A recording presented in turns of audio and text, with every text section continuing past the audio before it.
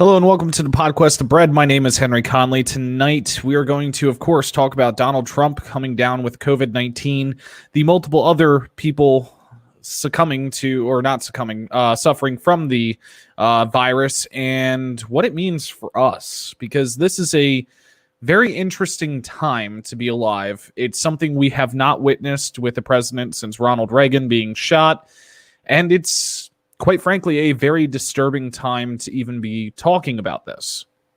So, for anybody that's been in a hole or hasn't been paying attention, 2020 decided to throw us yet another curveball today with Donald Trump being diagnosed with COVID-19. Now, the first thing I want to put out there is that this seems to have all started with Hope Hicks, one of the senior advisors to Donald Trump, being confirmed to be tested positive for COVID-19.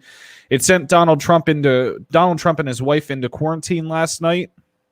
Many people, when he put out the tweet saying that they were voluntarily quarantining, immediately started saying, okay, yeah, they definitely got a positive test and they're waiting on a secondary test to say, yes, you do have it. Last night, probably about 11:30, 12 o'clock at night, there were a lot of people saying that he has it. About 1 a.m. this morning, it was confirmed that Donald Trump and Melania both have COVID-19. Now, I want to point something out real quick.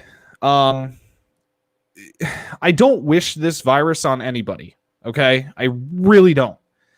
But I'm having a terrible time trying to find sympathy.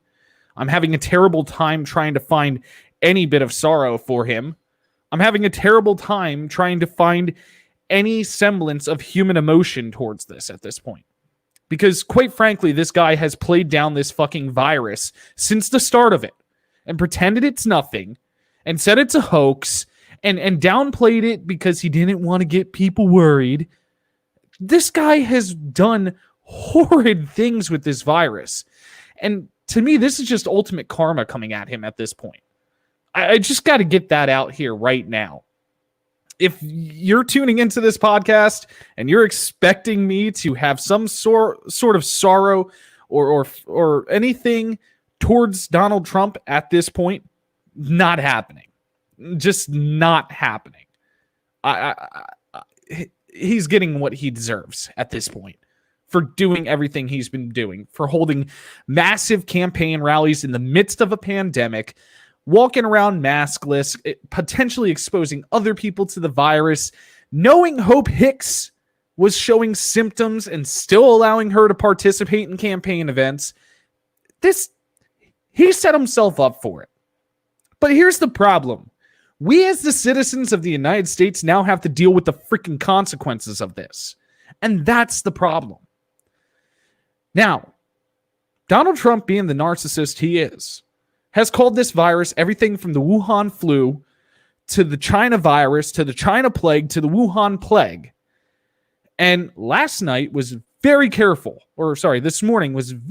to call it COVID-19 when he was saying that he had it and his wife has it. That just, something about that doesn't sit right. 200,000 people dead because of this virus. And he would traditionally sit there and call it the Wuhan flu or the China virus or anything like that. But he gets it. He calls it COVID-19. Now, the list of people that currently have come out with this testing positive from the White House include Donald Trump, Melania Trump, Trump advisor Hope Hicks, one White House staffer, 3 journalists who work at the White House, GOP Chair Ronna McDaniel, U.S. Senator from Utah, Mike Lee, U.S. Senator Tom Tillis from North Carolina, both Republicans. Tom Tillis was just confirmed about an hour ago. And Notre Dame's President Jenkins, who visited the White House. Now, all of those people were present at the Rose Garden ceremony announcing his Supreme Court pick, of course, being Coney Barrett. So it seems like the Rose Garden ceremony announcing this pick seems to be a super spreader. And I'm actually kind of curious how many more people are going to come out as having this virus in the next coming days that were at that event. Now, we've had 11 people who were involved in the setup or the breakdown of the debates test positive for the virus. Donald Trump is suspected to have come into contact with thousands of people in the time that this has been going on. I don't feel comfortable with where this is going. But I feel even less comfortable about what this sets us up for. Let's be clear. Right now, Donald Trump is still acting as the president of the United States. As far as it is known, he has not discharged the office of the presidency of the United States to Vice President Pence yet. And that word right there is the one that we need to focus on. Yet. Because I have a feeling within the next day, it could even happen at some point tonight or in the early morning, Donald Trump may have to discharge the office of the presidency of the United States to Vice President Pence due to his inability to serve as president of the United States due to this virus. And I base that not on anything besides what's being said by some senior doctors, some senior White House officials, and what's being reported to some press people. Now, what has come out? All right. First, we're going to go with Jim Acosta. Jim Acosta says White House officials have serious concerns about Trump's condition tonight, and his symptoms are worse than those of the First Lady at this point, according to sources. That is the first concerning piece of this, that senior White House officials are concerned that his symptoms are more severe, that they are acknowledging that, and that they're worried about what is going to transpire tonight. Now, Jim Acosta also tweeted, Trump advisor said there is reason for concern about Trump's health tonight. This is serious, the source said. The source went on to describe Trump as very tired, very fatigued, and having trouble breathing. So, why is this concerning? Donald Trump is 74 years old. He is obese, and his health and his diet and his daily routines are not conducive to him surviving this virus. Because of his obesity, because of his dietary situation, and because of the unknown potential drug use or whatever he is using that's long been suspected, it puts him at a disadvantage for surviving this virus. Now, that throws the entire 2020 election into question. It throws the continuation or the continuality of the government into question. Donald Trump is unknown what's going on. He walked out of the White House to be medevaced out of the White House today aboard Marine One. Now, as people started analyzing the video of him walking out of the White House, there were some people that noticed what appeared to be a clear tube proceeding over his ear from behind his mask and back down into the collar of his shirt.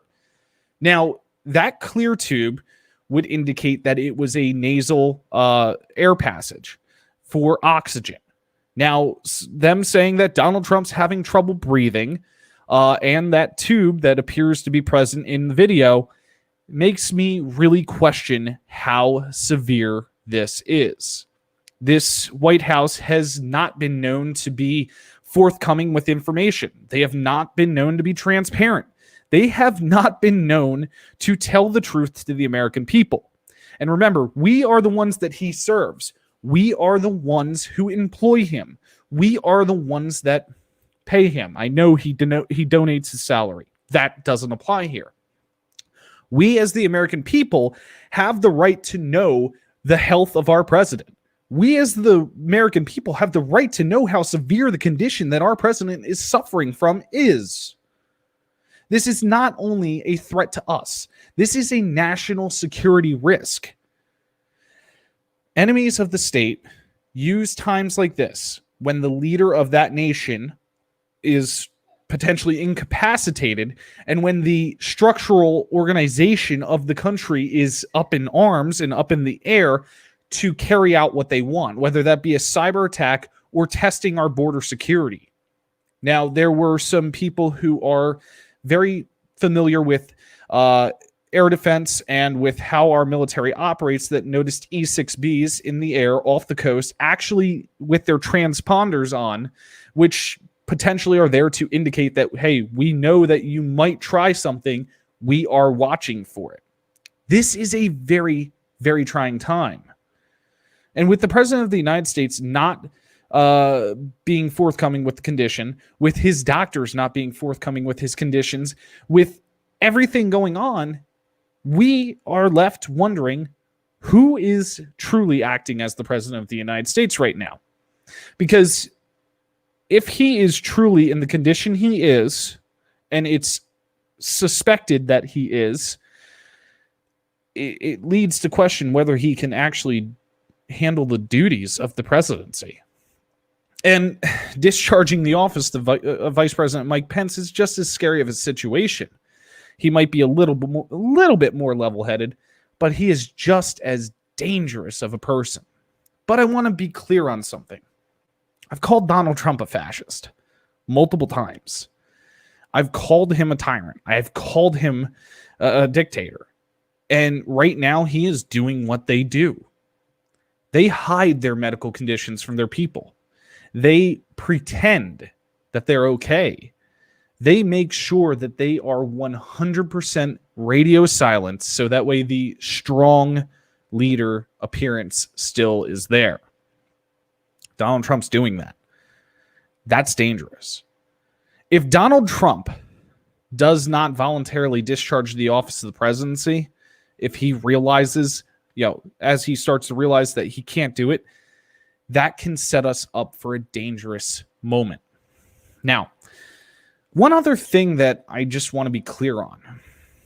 Donald Trump has called this a hoax. As late as yesterday, he said it was ending. He has downplayed this virus. And now that he is suffering from the virus, now that his wife has the virus, and now that multiple people related to a singular event at the White House have the virus and have been tested positive for the virus, this sets him up for a very interesting time running for re-election. Because now it calls to question everything he has said about the virus. He's often said it's not as contagious as the CDC says it is. He's often said that it won't spread like they say it will. He's often said that masks won't help. But we're seeing that, he was wrong.